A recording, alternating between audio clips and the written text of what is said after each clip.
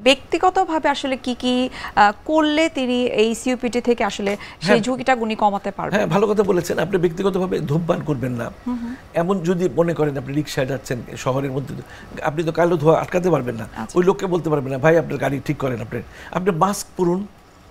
রিক্সা যখন থাকবেন তখন একটা সিএনজিতে থাকবেন, একটা মাস্ক পরে নিন, অ্যাটলিস্ট আপনাকে প্রোটেকশন দিবে। তো মাস্ক পরুন। আর সবুজায়ন করা খুব যে সময়ের ব্যাপার তা না।